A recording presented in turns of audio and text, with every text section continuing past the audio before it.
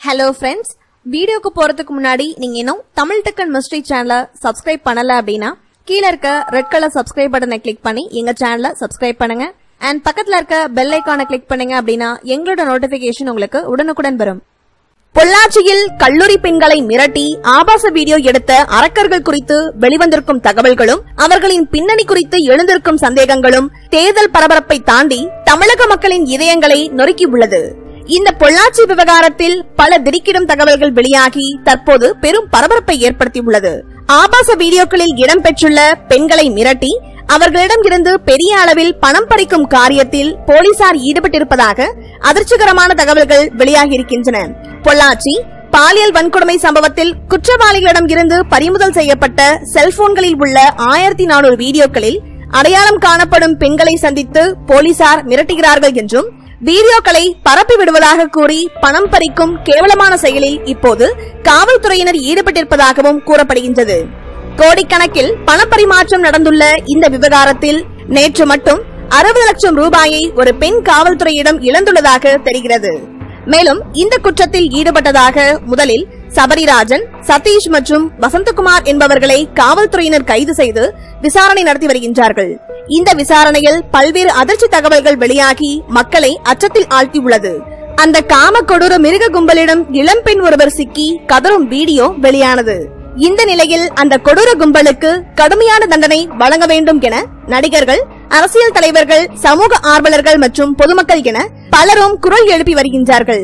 இந்த நிலையில் தற்போது இந்த கும்பலால் பாதிக்கப்பட்ட மற்றொரு பெண் பொள்ளாச்சி காவல் நிலையம் சென்று புகார் அளித்துள்ளார்.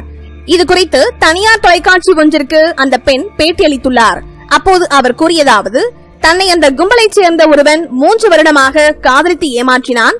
ஆசை வார்த்தை கூறி என்னை கூட்டி சென்று பலவந்தப்படுத்தி ஆபாச புகைப்படங்கள் எடுத்தான். அந்த புகைப்படங்களை வைத்து என்னை மிரட்டி என்னிடம் இருந்து நகை, பணம் என நிறைய வாங்க ஆரம்பித்தான். அதன் பின்னர் அவனுக்கு தேவையான பைக், போன் முதலியவற்றையும் வீட்டுக்கு தேவையான பொருட்களையும் வாங்கி கொடுக்க சொல்லி என்னை அடிக்கடி மிரட்டினான்.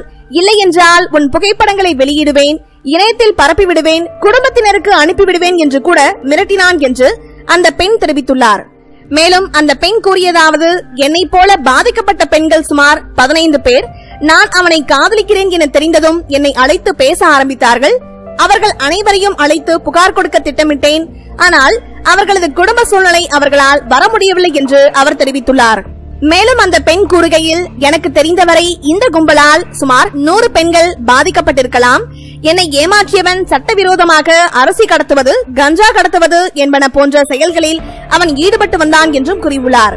மேலும் இது குறித்து தான் புகார் தெரிவிக்க காலையிலேயே வந்ததாகவும், ஆனால் மாலை வரை காவல்துறையினர் என் புகாரை எடுத்துக்கொள்ளவில்லை என்று அந்த பெண் தெரிவித்துள்ளார்.